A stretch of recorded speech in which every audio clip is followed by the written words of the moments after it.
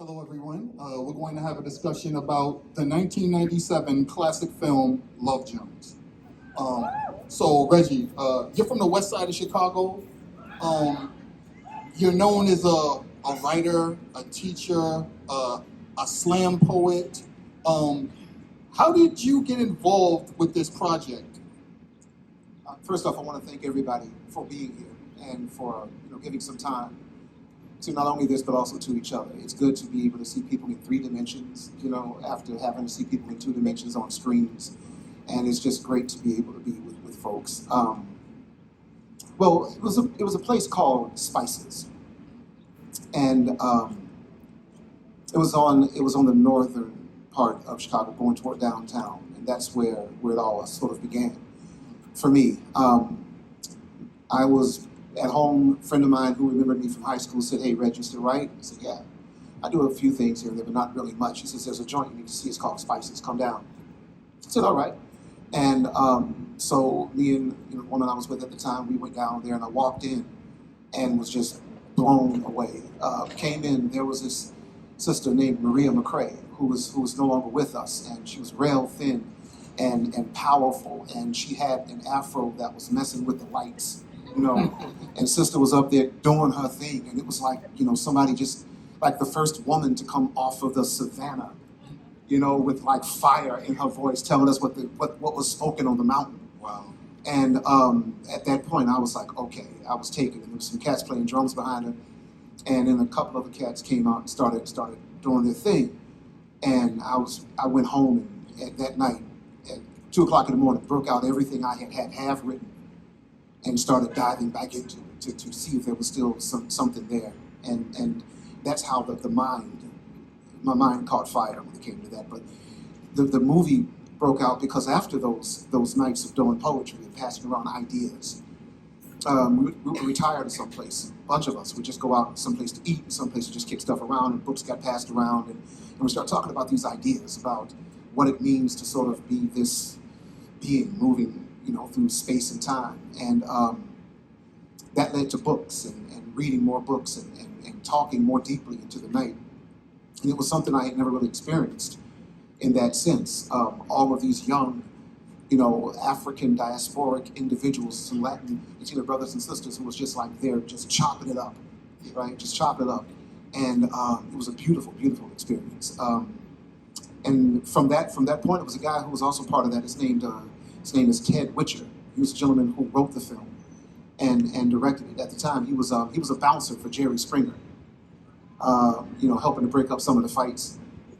And Started by the sexy decoy. yeah, and so little did we know he was documenting so much of the stuff that was going on at the time. And some of the quips we would say, some of the things we would say, some of the rather ribald remarks that we would say when we were all being fueled by adult juice boxes and other things. And he just started putting this stuff into the film. And we didn't know that until he called me up. He came by my house once. I was fixing my car. And he came to my crib, and he didn't even know it was me. My feet were sticking out from under my Toyota. And he says, hey man, you know where Reggie live? I came out and says, yeah, it's me. He says, damn. Because all he was used to seeing me was at the club, doing poetry. But he was like, you fixing your own ride? I'm like, yeah, man, I like fixing cars. So he said, hey, come up, to the house. And he came in, and I said that line, very rarely do I divulge the secrets of the Batcave, And so he comes in, I didn't know he was gonna cop that too. And that wound up being in it. And he came up and he's like, dude, man, you got all these books and stuff. I thought maybe you'd be on some cushion, like sipping wine and eating oysters or something. And I'm like, some days, but not today, And we just sat there and drank coffee and talked. And he told me about this idea for the film. I was like, cool. So I had a gig in Germany. I went there. He tracked me down.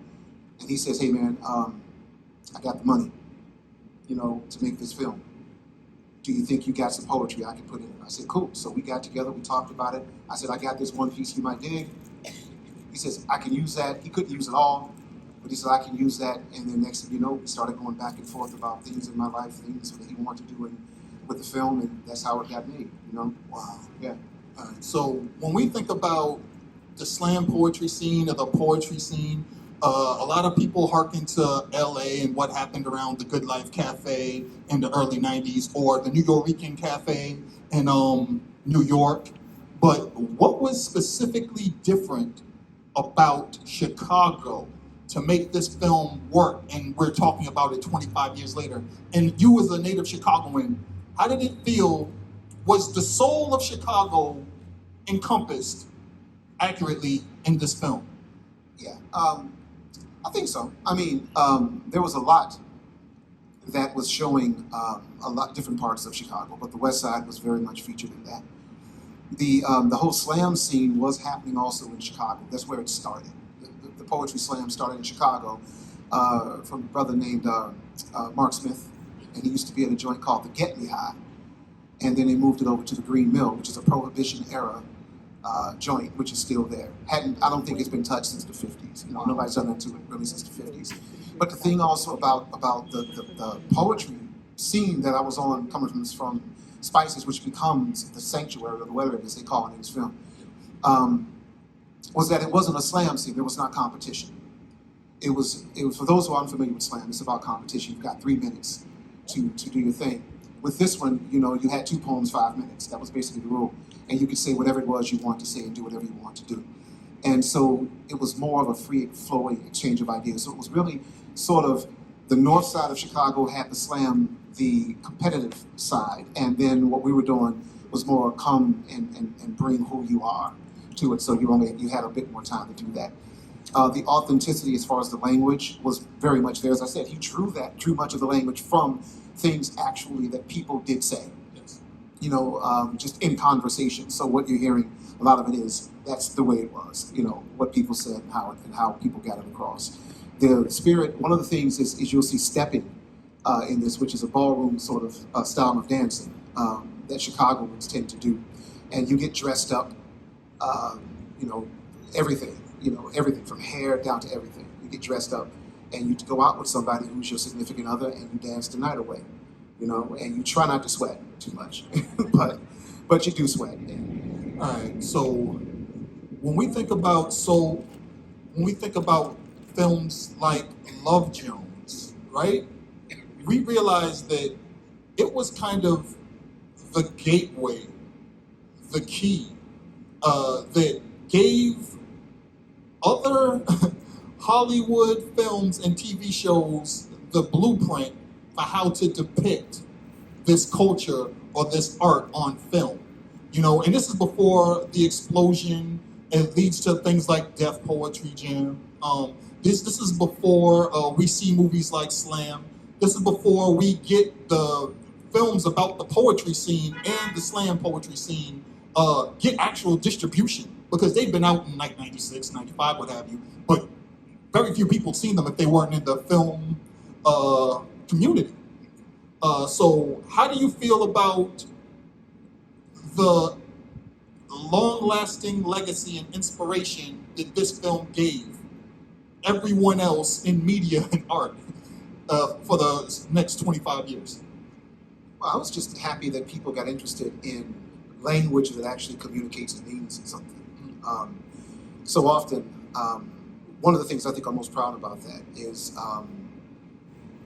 that people wanted to better it, right? So I think that made some people reach for different subject matter, reach deeper for language, reach deeper for research. In the piece that Larenz Tate does that I do, I had to do some looking into of Yemaya and Oshun and the Nigerian pantheon of Orishas. And so I've seen people begin to do more research after looking into that. And a couple of people have become sort of scholars of the African diaspora a lot of people as a result of looking at that film. After Love Jones, a lot of people started going to Botanicas. So that was interesting to me. Yeah. And as I said, people started studying it more deeply. And so that's had a just not strictly because of a film sort of, it's not just the influence in film, but it's also the influence in history and academics and stuff, because now people have entered into those fields as a result of engaging with the film. Yeah. So Love Jones, the film, the actors, the performances, the soundtrack.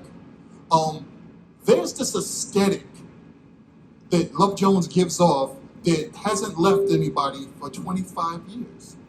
And it's the reason why this lawn is full of people to watch it 25 years later and we're having this conversation.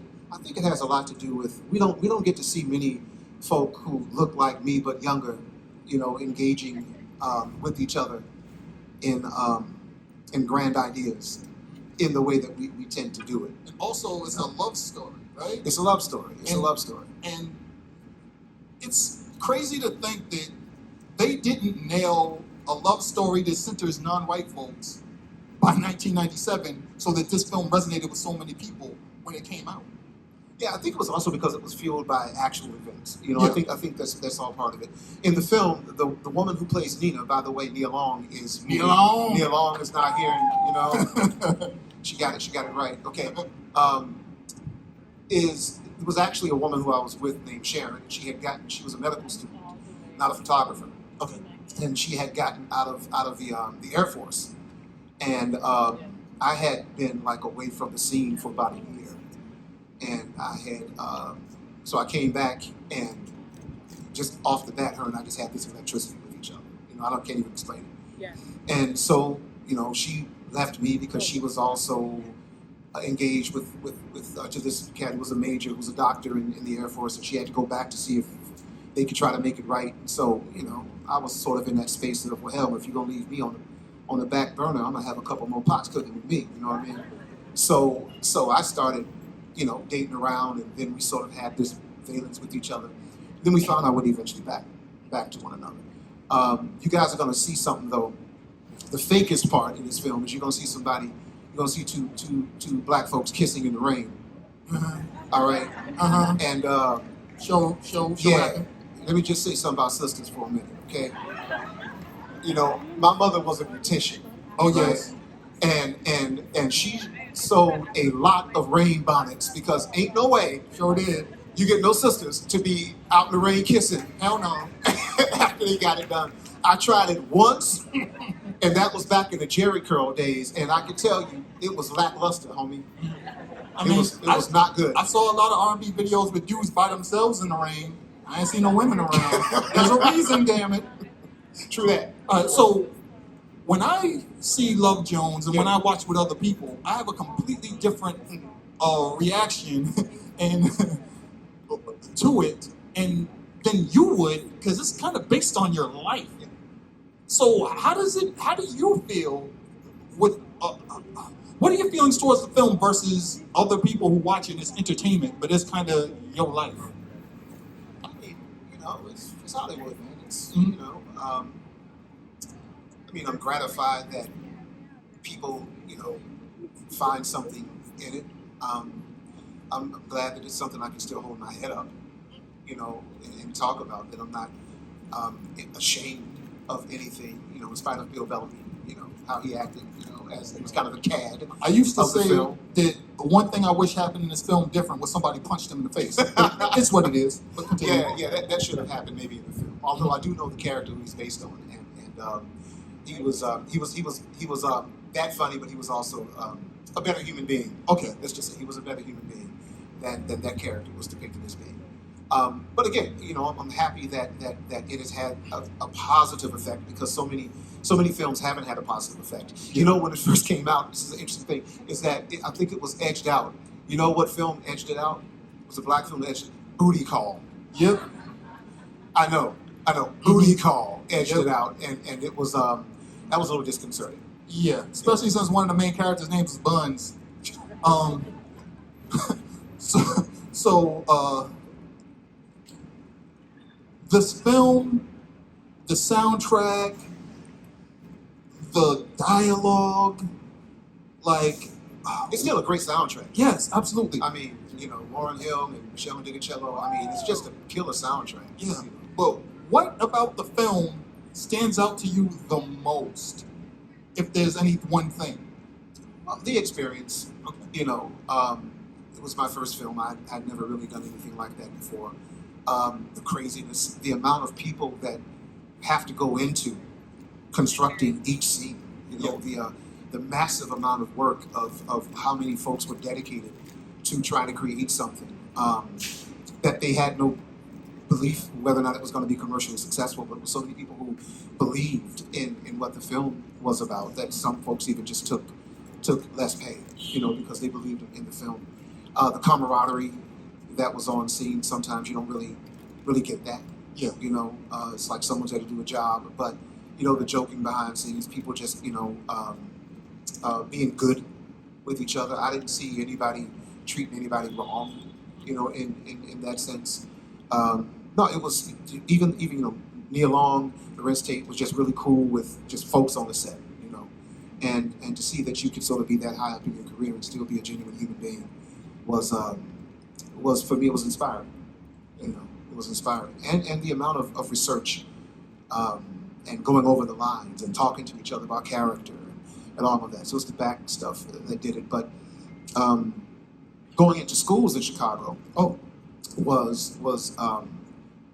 was also a sort of heartfelt thing, because it was kids who wanted to write after that, right? Because it was a black person who wrote the film. It was black people who wrote the poetry. It was black people who had written the music. It was so much of folks who look like them, don't it? That so many of the students in Chicago was just inspired, to want to do that and do that kind of work, and began penning poetry.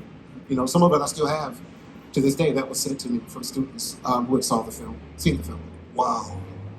So, with all that said, is there anything else? Is there any final thoughts that you would have to give this audience about this film that you were personally involved in, had a stake in, and was based around your life? Well, there's no bon mot that I think I have for that, but I do hope you enjoy it, right?